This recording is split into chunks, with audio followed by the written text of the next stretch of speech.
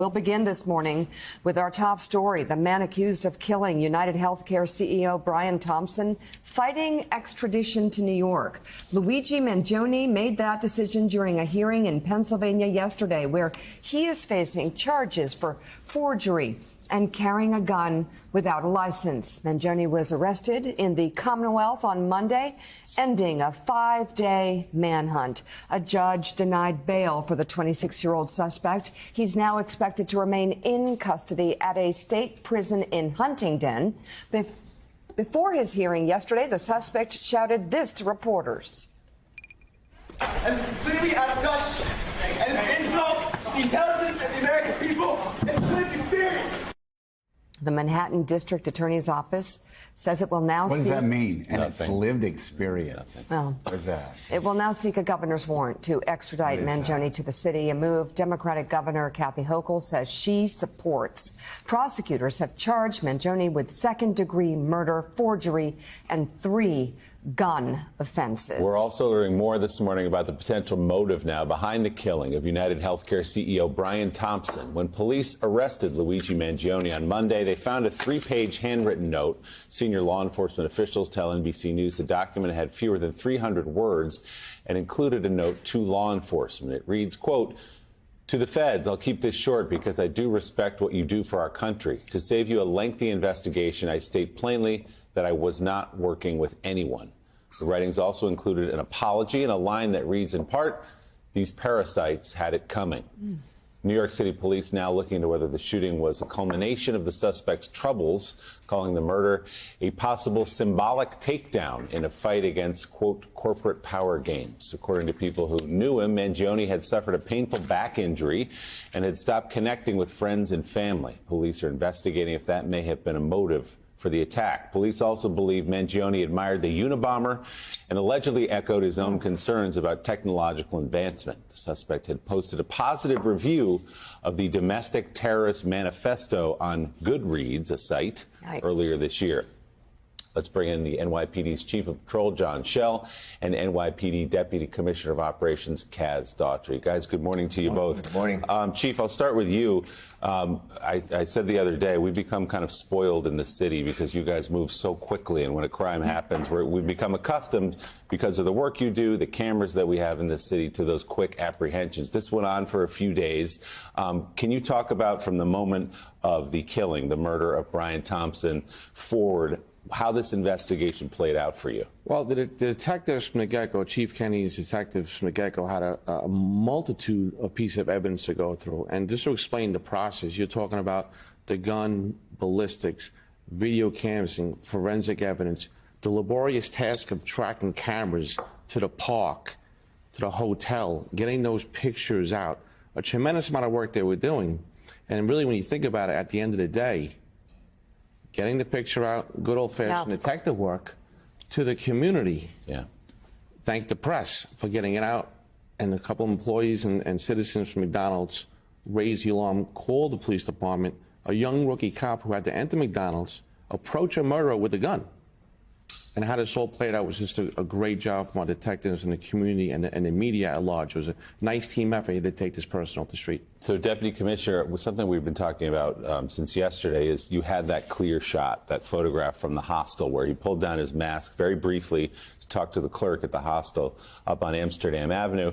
This is the shot right here. That's a pretty clear shot of his face. So the question we had yesterday when we heard all these family members and people we went to college with talking about their shock and their surprise, did you all hear from anyone over the last several days since that photo went out who knew him, who said, "I know who that is"? Well, yes and no. Let's talk about how the photo went out, first of all. Myself, the Chief Chell, the Chief of the Department, Jeff Madry, and as well as our Police Commissioner, Jessica Tisch. The Chief Kenny, while he was briefing the Police Commissioner, she said, "This photo, we got to get out immediately." She goes, "Somebody's going to know him." And immediately she gave the authorization to put that photo out to the media. Tips started coming. I think we got over 400 tips that came in. So we're still vetting these tips. And I want to say to your viewers that if anybody has any information in regards to this case, to please call 1-800-577-TIPS. Just because we have the suspect in custody, we still have a lot of work to do. You know, Chief, I know we're wading into a political issue. It's not your job. Your job's to enforce the law.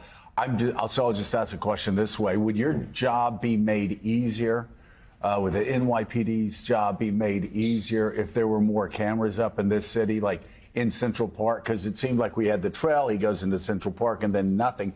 Wouldn't it make sense to also have cameras positioned so we could have followed him wherever he went? There's a multitude of cameras in the city, private businesses, CEOs, police cameras. Right. Even Central Park has cameras on the outskirts. That's how we're allowed to track him. The detectives track him from the park to the hotel. And what we do so well, and again, it's so hard to track video. It takes time. Right. Boots on the ground. Video compilations are the key to success here. And that's what happened here. So there are a lot of cameras out in the streets of Manhattan, as you well know. Right. Buses have them. Sanitation trucks have them. We could always But take... the city doesn't really have. Like London, for instance, has CCTV all over the place, right? They do, but I'll tell you, we have a tremendous amount of cameras in this city. We can always take more, don't get me wrong. Right. But but there's more than the public really knows here. And again, just the boots on the ground, going building to building, tracking this person, detectives tracking this person across the city. And you put the video out from the cab now with the eyebrows. Right. That was key here. Look. So these detectives are working 24/7. So to Willie's point, though, did you guys hear from his family and friends? I mean, this is a very clear. I mean, these pictures are pretty clear. If you know this person, wouldn't you recognize him? I mean, the picture you showed before of him standing outside in front of the house. So if you saw me, my mother saw me, my dad saw me, they would be like, that's Kaz Daughtry. Yeah, exactly. Yeah. So, like I said before, we have over, I think it's more than 400 tips that came in. We're still vetting each one of those tips, but thank God for that. The customer that was in the McDonald's. Thank God for the store. Yeah, I get that, but where were the parents? Like, where was the family? Where were the fraternity brothers? Where were all the other people? They saw him. I think, again, post-arrest investigation here, I think all these things will be asked and answered in time. Because, like we said, when the picture went out, the thought process from everyone was like, if someone knows this person, they say, "Hey, that's John," and that'll all come out. There's still a lot of work to do here. There really is. So, Chief, I know the investigation's still in its early days, but can we speak more about motive? Writings were found with this individual when he was apprehended.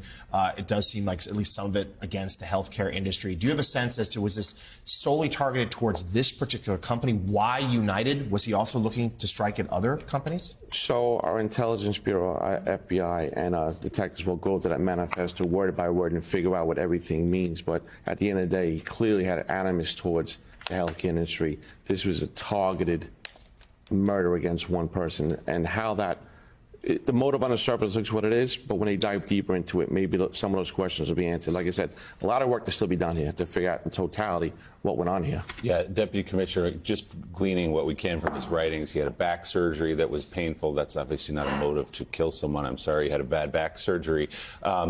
But do you worry about the lionization of this guy that we've seen in some reaches of the internet and even spilling out into the public, where they view him as, I don't know, a hero in some way because he's going after somebody who runs a healthcare company that they perceive as being unfair to other people?